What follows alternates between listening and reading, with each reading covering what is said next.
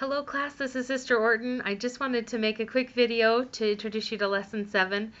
The first thing I want to tell you is thank you so much for the things that you've been sharing in your theory application papers. I started grading them today and they are wonderful to hear your experiences and how you are doing, already implementing the things that are discussed in the theories and how those theories apply to what you're doing in your own individual units.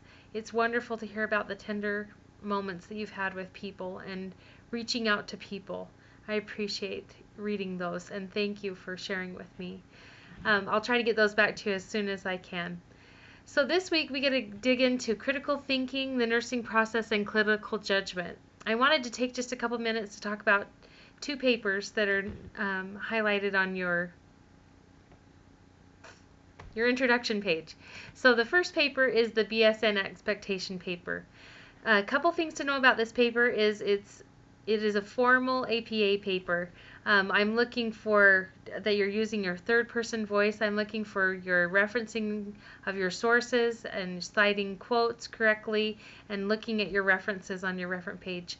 Feel free to talk about those on our course question discussion board. You can post your references and help each other make sure you're getting them right. You can talk to me about them. You can email me.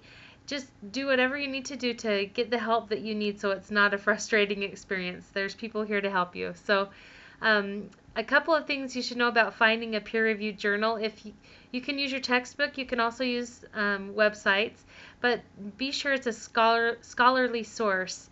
And so I just wanted to quickly show you how to find peer-reviewed journals going through the BYU David O. McKay Library.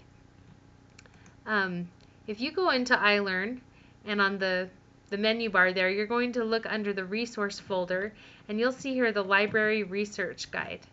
Click on that and it'll take you to the David O. McKay Library. And on the right hand side here you're going to see research guides on the side. Click on that and go to nursing. And once you click on nursing, you'll get to all of these databases that are listed under that relate to nursing. My favorite one is this nursing, just plain old nursing link right there. Once you click on it, it'll bring up a search bar and you can either search through several databases or you can pick a database to search through. And if you go through that way, there's also, you'll find on the right hand side a little button that'll say cite, and you can scroll down to APA and you can see how to even cite your journal in using APA format. Be sure if there's a DOI, which is a digital object identifier for your article, that you include that at the end of your article. So instead of saying retrieved from the website, you would just put DOI dot and then the number that your DOI is, and that'll show up in the database information about the article, the abstract section about your article if it has one. So that's about the BSN expectation paper. If you have any other questions, feel free to post them and I'll get back to you on them as soon as I can. This other paper that I wanted to talk to you is the online interview assignment. In that assignment, I just wanted you to know what it was. You just need to find another nurse to talk to about an ethical or moral dilemma that they've had at work. It can be anything. It can be how a situation was handled, a time they made an error, a drug problem, even just a coworker communication problem. It can be anything related to a moral or ethical issue at work. Even taking care of a patient of another faith or another lifestyle, whatever it is.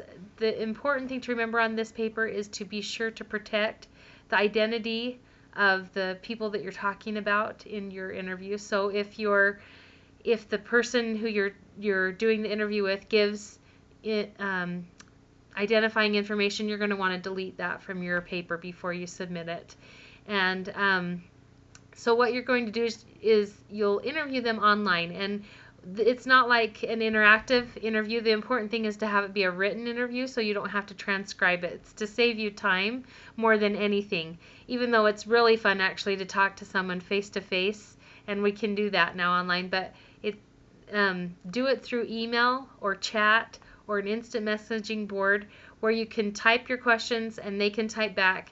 and then you have your transcript already set to go. And you'll just copy that whole transcript and paste it at the end of your paper. So your first page will be a title page. Your second page will be your own thoughts and reflection on the interview and what you learned and talked about. And then the last part of that paper will be your actual cut and paste whole interview. So I hope that helps you get prepared for that and be looking for a nurse to interview.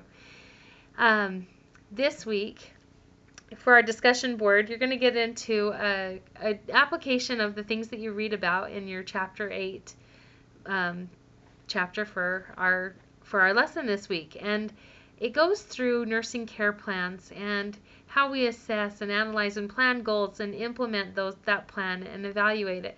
But the discussion this week takes you to a case study, and you get to kind of go through that plan, not in such a formal way, but just to highlight a few things of what you think the nursing diagnoses would be for this patient, and which ones would be most important, and how would you approach that, and looking at what's most important for this patient. So a thought that came to me as I was thinking about this was that sometimes when you're in nursing school, like you're doing your ADN program, you're writing care plans a lot, and you're writing those nursing diagnoses a lot, and then you get into practice, and usually you're using pre-prepared nursing care plans, and you don't have to write your own as often, depending on your workplace.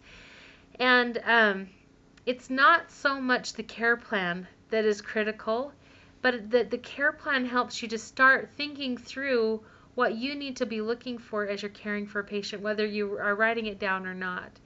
So I'm excited to hear about the things that you think are important as you're talking about the case study.